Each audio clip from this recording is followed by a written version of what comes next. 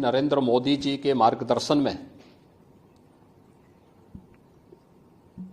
देश की नई संसद में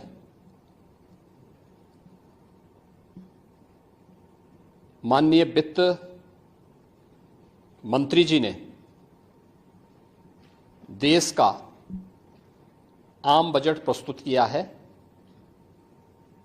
यह बजट सर्वस्पर्शी, सर्वसमावेशी, विकासोन्मुख 140 करोड़ भारतवासियों की आशा,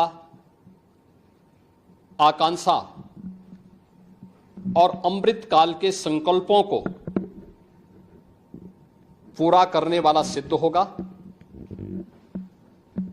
आम बजट 2024-25 आत्मनिर्भर एवं विकसित भारत के निर्माण का एक आर्थिक दस्तावेज है। इस आम बजट में अंत्योदय की पावन भावना, विकास की असीम संभावना और नवोन्मेष की नवदृष्टि है। इस आम बजट में अन्नदाता किसानों की समृद्धि के लिए 1,52,000 करोड़ रुपए, कृषि और सहायक सेक्टर के लिए, महिला सशक्तिकरण के लिए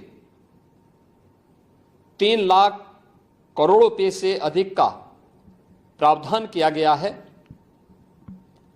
स्वाभाविक रूप से आधी आबादी, देश के सबसे बड़े राज्य उत्तर प्रदेश की आधी आबादी इससे सर्वाधिक लाभान्वित होने वाली है, और खासतौर पर तब जब उत्तर प्रदेश 2020 से ही मिशन शक्ति के कार्यक्रम को प्रभावी ढंग से यहां पर जमीनी धरातल पर उतार रहा है। सर्वाधिक अन्नदाता किसान उत्तर प्रदेश के अंदर निवास कर रहा है। उन अन्नदाता किसानों की समृद्धि में आज संसद में प्रस्तुत आम बजट बड़ी भूमिका का निर्वहन करने वाला है। युवाओं के लिए लाखों नौकरियों के साथ साथ मध्यम वर्गीय परिवार के लिए प्रत्यक्ष कर यानी इनकम टैक्स में जो नए टैक्स स्लैब की घोषणा हुई है, ये सभी अभिनंदनीय है, स्वागत योग्य हैं। इस पूरे बजट को अगर मैं कह सकता हूं कि यह बजट भारत को $5 ट्रिलियन की इकोनॉमी में बदलने के संकल्प के साथ ही दुनिया के ग्रोथ इंजन के रूप में भारत की भूमिका को और विकसित भारत की संकल्पना को साकार करने का एक आर्थिक दस्तावेज के रूप में यह देश की संसद में प्रस्तुत किया गया है। इस 140 करोड़ जनता जनार्दन के लिए समर्पित उनकी आशा, उनकी आकांक्षा और अमृत काल के संकल्पों को पूरा करने वाले इस बजट के लिए मैं आदरणीय प्रधानमंत्री जी के प्रति आभार व्यक्त करता हूं।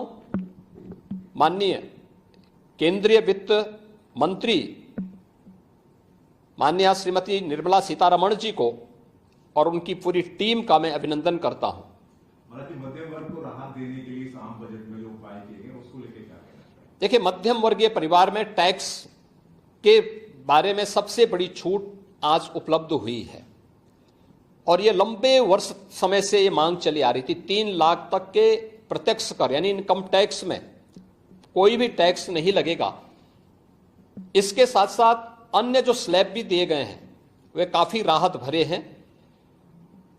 अलग अलग सेक्टर के लिए जो प्रावधान किए गए हैं, गांव के लिए, गरीब के लिए, किसान के लिए, नौजवान के लिए, एमएसएमई सेक्टर के लिए, ये लाखों नौकरियों को क्रिएट इससे होगा। इंडस्ट्री के लिए जो प्रावधान किए गए हैं, मुझे लगता है ये सभी स्वागत योग्य हैं और नौजवानों के लिए, समाज के हर तबके के लिए, महिला सशक्तिकरण के लिए, अन्नदाता किसानों के लिए, सभी तबके के लिए जो कुछ भी प्रावधान इसमें किया गया है, मैं कह सकता हूं कि यह राम राज्य की अवधारणा को साकार करने वाला एक सर्वस्पर्शी, सर्वसमावेशी और विकासोन्मुख बजट के रूप में यह मोदी 3 का यह पहला बजट जाना जाएगा।